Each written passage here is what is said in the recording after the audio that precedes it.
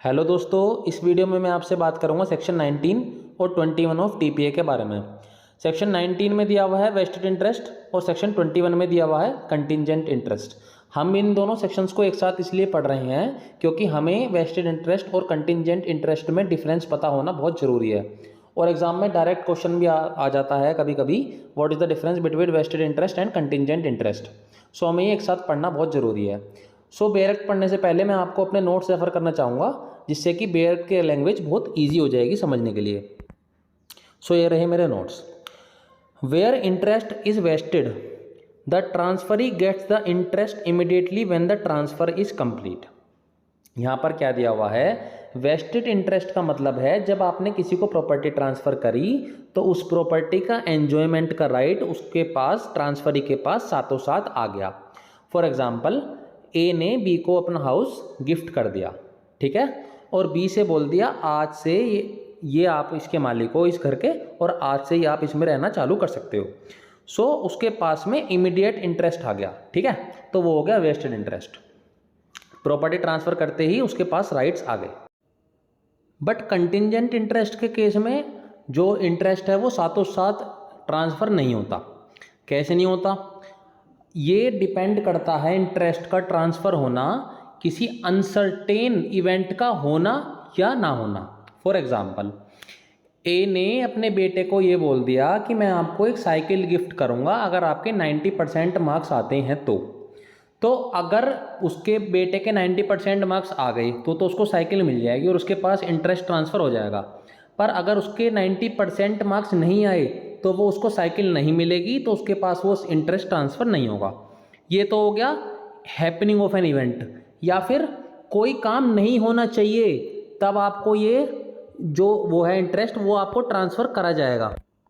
मान लिया ए ने अपने बेटे से बोल दिया आपको फेल नहीं होना है तब आपको ये साइकिल मिलेगी, तो ए को फेल नहीं होना, अगर ए फेल हो गया तो उसको साइकिल नहीं मिलेगी। हैपनिंग और not happening of N uncertain specified event.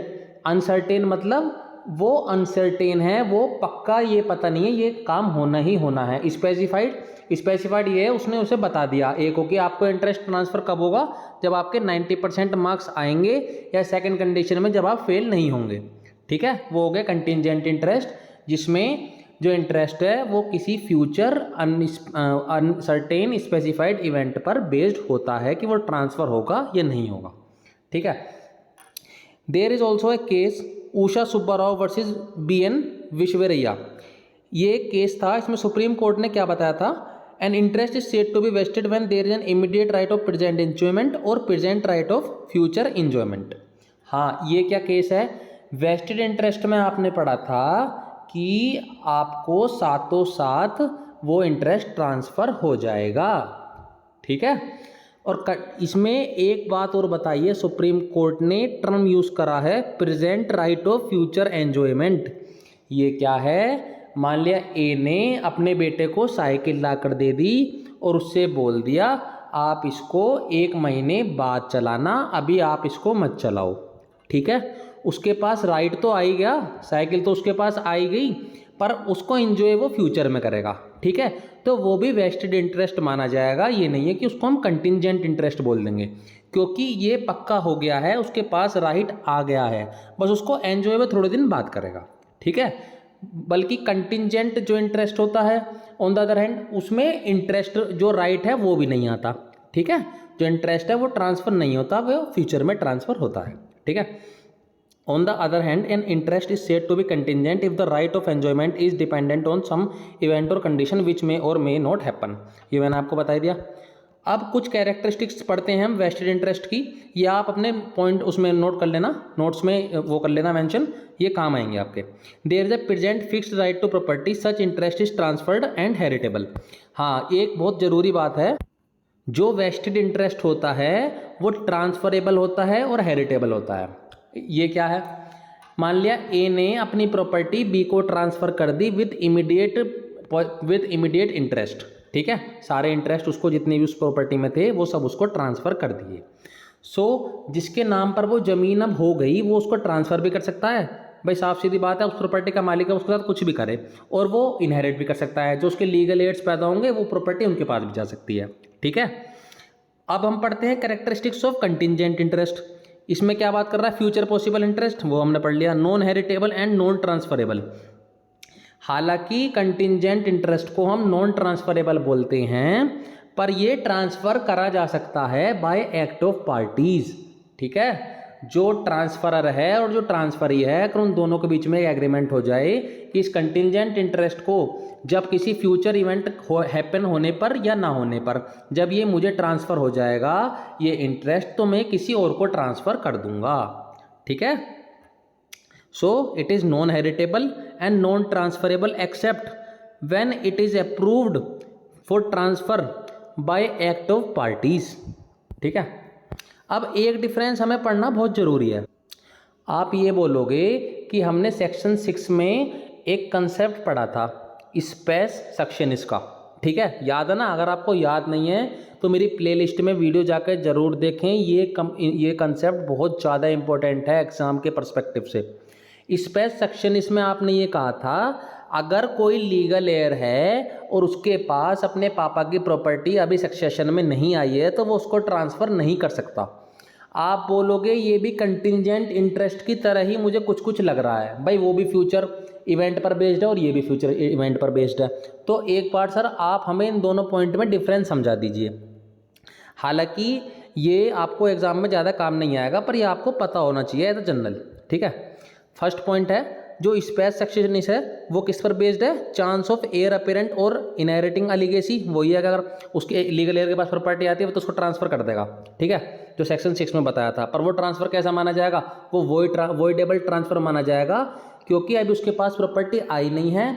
और ट्रांसफर ऑफ प्रॉपर्टी एक्ट में ये प्रोविजन है, जो प्रॉपर्टी आप ट्रांसफर कर रहे हो वो एग्जिस्टेंस में होनी चाहिए। ठीक है, और वो प्रॉपर्टी उसको जब भी ट्रांसफर कर सकता है जब वो उसके पास आ जाएगी।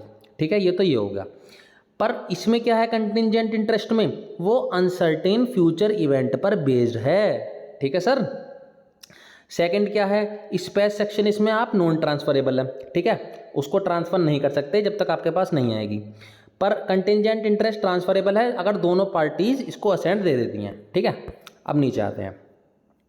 नीचे अब मैंने टेबुलर फॉर्म में आपको बना के दिखाया है कंटिंजेंट इंटरेस्ट और वेस्टेड इंटरेस्ट के बीच का डिफरेंस। ठीक है, अगर आपको एग्जाम में क्वेश्चन आ जाए तो सबसे पहले तो आप इसकी डेफिनेशन लिख देना इन दोनों की, वो मैंने आपको ऊपर दिखाई थी। दूसरा, कंटिंजेंट इंटरेस्ट में क्या होता है, mayor probability of becoming an owner. आपके पास प्रोबेबिलिटी है कि आप एक ओनर बन सकते हो, पर ये जरूरी नहीं है। आप ओनर तब बनोगे जब वो फ्यूचर इवेंट जिसके ऊपर आपका इंटरेस्ट बेस्ड है वो हो जाए या वो ना हो, जो भी कंडीशन है। ठीक है, पर वेस्टेड इंटरेस्ट में आपको साथों साथ ओनरशिप मिल जाती है। तीसरा पॉइंट वही है। चौथा point, might get defeated by death of transferee. हाँ, ये बहुत ज़रूरी पॉइंट है। इसमें क्या दे रखा है, इसमें दे रखा है जो वो इंटरेस्ट है वो डिफीट हो जाएगा अगर जो ट्रांसफरी है जिसे वो इंटरेस्ट मिलना था वो ही मर जाए। मान लिया ए ने अपने बेटे को बोला था मैं आपको साइकिल दूंगा जब आपके 90% मार्क्स आ जाएंगे, पर अगर उसका बेटा ही मर जाएगा तो वो तो इंटरेस्ट उसका डिफीट हो जाएगा, साफ सीधी बात है।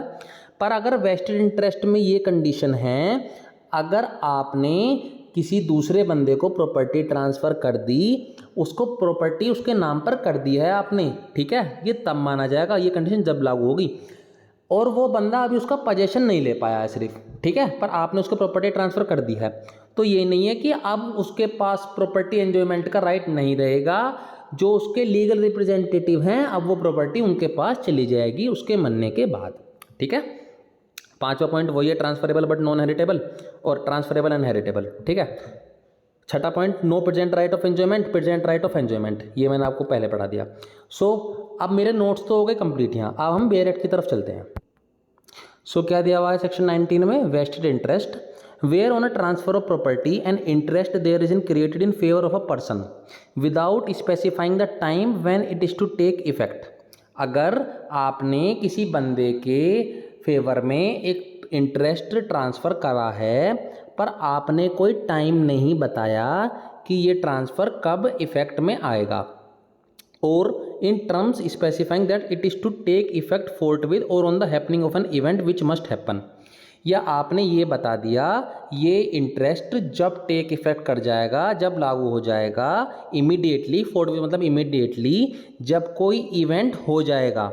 पर यहाँ पर क्या कंडीशन है, आप बोलोगे तो कंटिजेंट इंटरेस्ट ज़्यादा हो जाएगा, पर यहाँ पर दे रखा है happening of an event which must happen, जो होना ही होना है। ठीक है, आपने किसी को बोल दिया आज 1 तारीख है, मैं आपको 5 तारीख में ये प्रॉपर्टी ट्रांसफ़र कर दूंगा, तो इसका मतलब ये नहीं है ये कंटिजेंट इवेंट हो गया, कंटिजेंट इंटरेस्ट हो गया, क्योंकि 5 तारीख आनी ही आनी है, वो अनसर्टेन नहीं है, तो आपके पास इंटरेस्ट वेस्ट कर जाएगा। ठीक है, जब आपने उसको ये बोल दिया उसके पास इंटरेस्ट वेस्ट कर जाएगा, पर उसको एब्सोल्यूट राइट प्रॉपर्टी के 5 तारीख को मिलेंगे। ठीक है, such interest is vested unless a contrary intention appear from the terms of the transfer. वो इंटरेस्ट वेस्टेड कहलाया जाएगा 1 तारीख को ही, जब तक कुछ जो टर्म्स ऑफ ट्रांसफ़र है जब तक उसमें कुछ कॉन्ट्रेरी इंटेंशन नहीं लिख रहा। मान ले उसमें लिख रहा है कि आप में ये इंटरेस्ट भी 5 तारीख को ही वेस्ट करा जाएगा, तो वो 5 तारीख में वेस्ट कर जाएगा। ठीक है, पर वो वेस्टेड इंटरेस्ट माना जाएगा, वो ये नहीं है कि वो फ्यूचर में ट्रांसफ़र होगा तो वो कंटिजेंट इंटरेस्ट हो जाएगा। मैंने आपको पीछे एक टर्म पढ़ाया था, present right of future enjoyment, ये वही कंडीशन है। ठीक है, a vested interest is not defeated by the death of the transferee before it obtains possession, ये मैंने आपको बता दिया। Explanation, an intention that an interest shall be vested is not to be inferred merely from a provision where the enjoyment thereof is postponed. वही है, अगर enjoyment postpone कर दिया, जैसे मैंने आपको साइकिल वाला वो दिया था, एग्जांपल दिया था कि उसको साइकिल तो अब दे दी, पर उसको चलाने का अधिकार, एंजॉय करने का अधिकार वो 1 महीने बाद दे रहा है। ठीक है, और whereby prior interest in the same property is given और reserve to some other person. ठीक है, ये क्या केस है, ये वही केस है जैसे मैंने आपको बताया transfer for benefit of an unborn person वाला केस पढ़ाया था ना मैंने आपको, ये वही केस है। प्रायर इंटरेस्ट क्रिएट कर दिया किसी प्रॉपर्टी में किसी और बंदे के नाम, ठीक है, पर उसको बोल दिया ये इंटरेस्ट आप एक पर्टिकुलर डेट पर उस बंदे को ट्रांसफ़र कर दोगे। फॉर एग्जांपल, जैसे हम अनबोर्न वाला एग्जांपल ले लेते हैं जो हमने सेक्शन 13 में पढ़ा था। हमने पढ़ा था आपने एक बंदे के फेवर में प्रायर इंटरेस्ट क्रिएट कर दिया, ठीक है, कि ये अनबोर्न जब पैदा हो जाएगा 10 साल का जब ये हो जाएगा इसको ये इंटरेस्ट आप ट्रांसफ़र कर देना, एब्सोल्यूट इंटरेस्ट इसको ट्रांसफ़र कर देना। ठीक है, पर जब वो बच्चा पैदा हो जाएगा ना उसमें वो इंटरेस्ट तभी वेस्ट कर जाएगा, वेस्ट पैदा होते ही कट जाएगा। जब वो 10 साल का होएगा ना तब तो बस उसके पास एब्सोल्यूट इंटरेस्ट आएगा। ठीक है, तो वो कंटिजेंट इंटरेस्ट नहीं माना जाएगा, वो भी वेस्टेड इंटरेस्ट माना जाएगा। पैदा होते ही इंटरेस्ट वेस्ट कर गया और एब्सोल्यूट इंटरेस्ट उसको 10 साल का होने पर मिल गया। ठीक है, और whereby income arising from the property is directed to be accumulated until the time of enjoyment arrives. आपने क्या बोल दिया कि सर 10 साल तक तो आप अपने पास प्रॉपर्टी रखना, 10 साल के बाद इसे एब्सोल्यूट कर दे देना जो इंटरेस्ट है, एब्सोल्यूट इंटरेस्ट। और आपने साथों साथ ये भी कंडीशन लगा दी कि 10 साल तक जो इनकम इस प्रॉपर्टी से जनरेट हो रही है ना वो सब आप इस बच्चे को दोगे। ठीक है, तो वो वेस्टेड इंटरेस्ट कहलाया जाएगा, क्योंकि उसका जो प्रॉपर्टी का जो बेनिफिट आ रहे थे वो उसको पहले से ही उसमें वेस्ट कर गए, क्योंकि उसके पास उसकी इनकम भी आ रही है। ठीक है, और from a provision that if a particular event shall happen the interest shall pass to another person. वही है, जब कोई इवेंट हो जाएगा दूसरे पर्सन को वो प्रॉपर्टी मिल जाएगी, पर वो जो इवेंट है वो होना ही होना है, वो अनसर्टेन नहीं है, कंटिजेंट इंटरेस्ट की तरह। अब हम पढ़ते हैं section 21। Section 21 contingent interest where on a transfer of property and interest therein is created in favour of a person to take effect only on the happening of a specified uncertain event. वो तब होगा जब कोई specified जो बताया हुआ है uncertain, जिसकी सर्टेनिटी नहीं है, पक्का नहीं है कि वो इवेंट होना ही होना है, उसके होने पर वो इंटरेस्ट ट्रांसफ़र कर जाएगा। और if a specified uncertain event shall not happen, या आपने तब बताया जब वो इंटरेस्ट जब ट्रांसफ़र करेगा जब वो इवेंट नहीं होगा। जैसे मैंने आपको एग्जांपल दिया था ना, जब वो फेल नहीं होगा तब ट्रांसफ़र करेगा। Such person thereby acquire a contingent interest in the property, वो कंटिजेंट इंटरेस्ट एक्वायर कर लेगा। जो मैंने आपको नोट्स में बताया था वही पॉइंट दे रखे हैं same. Such interest become a vested interest, पर वो कंटिजेंट इंटरेस्ट वेस्टेड इंटरेस्ट कब बन जाएगा, जब उसके पास वो ट्रांसफ़र हो जाएगा इंटरेस्ट। ठीक है, जब उसके 90% मार्क्स आ जाएंगे, उसको साइकिल मिल जाएगी, तब वो इंटरेस्ट वेस्ट हो जाएगा, वो वेस्टेड इंटरेस्ट बन जाएगा, ठीक है। या जब वो फेल नहीं होगा और उसको साइकिल मिल जाएगी, तब वो वेस्टेड इंटरेस्ट हो जाएगा, ठीक है। Such interest become a vested interest in the former case. Former case मतलब happening of an event on the happening of the event, जब वो इवेंट हैपनिंग हो जाएगा। इन द लेटर केस मतलब जब वो इवेंट नहीं होना चाहिए, when the happening of the event become impossible.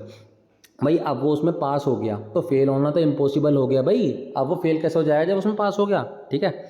अब एक एक्सेप्शन इसमें हमें पढ़ना है, ठीक है। इस एक्सेप्शन में बच्चों को कन्फ्यूजन होती है, पर वो कोई ज़्यादा डिफिकल्ट एक्सेप्शन नहीं है, ये सिंपल ही है बिल्कुल।